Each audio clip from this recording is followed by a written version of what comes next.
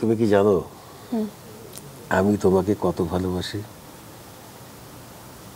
জানি তো, না জানলে কিন্তু কখনো বলা হয় নাই।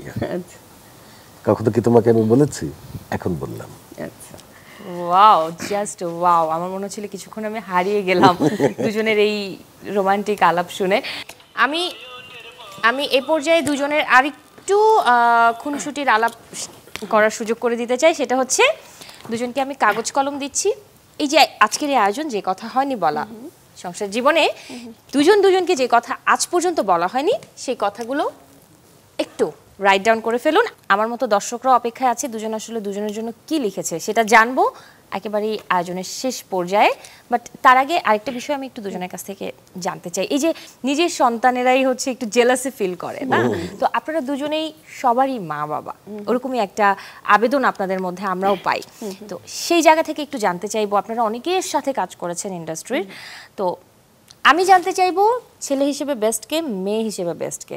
আমি ফার্স্টে বলছি যে নিলয়, ফারহান, জোভান, তৌসিফ, শামীম হাসান, এদের তো বাবা মা হয়েছেন, ছেলে হিসেবে বেস্ট কে বা কাকে কত নাম্বার দিবেন একটু বলেন তো। এইভাবে আলাদা করে তো বলতে পারবো না, সবাইকে 100% নাম্বার দিব।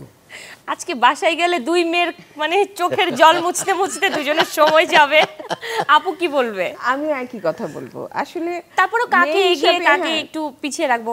না না, যখন ওরা আমাদের মেয়ে হয়, ছেলে হয় কিংবা ছেলে হয়, তখন কিন্তু আমরা মানে এক মুহূর্তের জন্য তখন মনে হয় না যে এটা আমার ছেলে না কিংবা এটা আমার মেয়ে না। বাহ, দারুণ। আচ্ছা, আর একটু মেয়েদের কথা জানলেও কি আমি একই প্রশ্নের উত্তর নিশ্চয়ই পাবো, যে কারণ আপনারা হিমির সাথে কাজ করেছেন, তানিয়া বৃষ্টির সাথে কাজ করেছেন, অহনার সাথে কাজ করেছেন, তো সবাই একই অবস্থা। কাউকে আমি কমও দিতে পারবো না, কাউকে বেশিও দিতে পারবো না, বেশিও দিতে পারবো না। যেমন দুই মেয়ে, আমাকে যদি তুমি প্রশ্ন করো যে আপনার দুই মেয়ের মধ্যে আপনি কাকে কত নাম্বার দিবেন, আমি যেমন এটাকে আলাদা করতে পারবো না, ওদেরকেও কিন্তু আমরা আলাদা করতে পারবো না। বাহ, দারুণ দারুণ। আপনারা আসলে মন থেকেই সবাইকে ওন করেন এবং আপনাদেরকেও সবাই মন থেকেই ওন করেন। ওরাও আমাদেরকে মন থেকে ওন করে। সেটাই। একদম একদম দারুণ। আচ্ছা, একটা বিষয় লক্ষ্য করলাম যে মিডিয়াতে মানে একটা কথা সব সময় বলা হয় মিডিয়াতে, যে তারকাদের ঘর মানে তাসের ঘর। সেই জায়গায় আপনারা একসাথে 43 বছর পার করলেন এবং 5 দশক সামনেই ইনশাল্লাহ পূরণ হয়ে যাবে। তো এটার রহস্যটা কি একটু বলেন তো? রহস্য আসলে একই প্রশ্ন, একই উত্তর। রহস্য আসলে তেমন কিছুই নাই, সাধারণ একটা ব্যাপার যেটা মানে কম্প্রোমাইজ করতে হয়, দুজনের মধ্যে বোঝাপড়াটা ঠিক রাখতে হয়। তাহলে এই যে তারকাদের ঘর তাসের ঘর, এটা কেন? যদি ওই যে কম্প্রোমাইজ না করে, কম্প্রোমাইজ স্যাক্রিফাইস না এবং করে, একটা আস্থার জায়গা তৈরি করতে হয়, পরস্পরের প্রতি বিশ্বাস, আস্থা, এটা হলে আর কিছু লাগে না।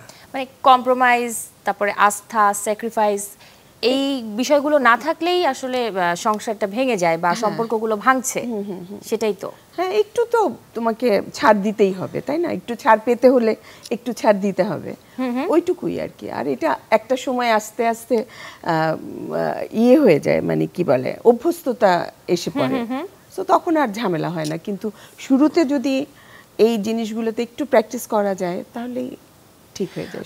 ওকে, বুঝতে পারলাম। আর হাতে তো দুজনের কাগজ কলম দিয়েছিলাম, আয়োজনের একেবারেই শেষ প্রান্তে আছে। আমি একটু জানতে চাই যে মিলিয়াপু মাসুম ভাইয়ের জন্য কি লিখেছেন, আর মাসুম ভাইয়াও মিলিয়াপুর জন্য কি লিখেছেন। তুমি কি জানো আমি তোমাকে কত ভালোবাসি? জানি তো, না জানলে কিন্তু কখনো বলা হয় নাই। আচ্ছা কখনো কি তোমাকে আমি বলেছি? এখন বললাম। আচ্ছা, ওয়াও, জাস্ট ওয়াও। আমার মনে হচ্ছিল কিছুক্ষণ আমি হারিয়ে গেলাম দুজনের এই রোমান্টিক আলাপ শুনে। আপা কি লিখলেন? আমি লিখেছি অন্যরকম। আমি লিখেছি, তোমার উপর রাগ করলেও তুমি সেটা বোঝো না, আমার রাগ অভিমান বোঝার চেষ্টা করো প্লিজ। ওয়াও, জাস্ট ভাইয়া, এটা কিন্তু খুবই খুবই মানে অভিমানের একটা বিষয়। রাগ করলে বোঝেন না, এখন থেকে নিশ্চয়ই বুঝবেন।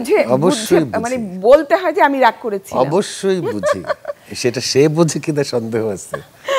আমি তার চোখের পাতা দেখলে বুঝতে পারি তার মনের ভিতরে কি চলে। আই ক্যান রিড হার। আমি পৃথিবীতে আর কাউকে এত বেশি রিড করতে পারি না, তাকে যতটা পারি। তাই তো পারবে, তাই না? অন্য কাউকে যদি রিড করতে পারে আমাকে রেখে, তাহলে এটা ভুল না? হ্যাঁ। এবং আজকে ভাইয়া একটা মজার বিষয় বলেও ফেলেছে যে আপু বুঝতে পারে না যে ভাইয়া রাগটা বুঝেছে। আচ্ছা।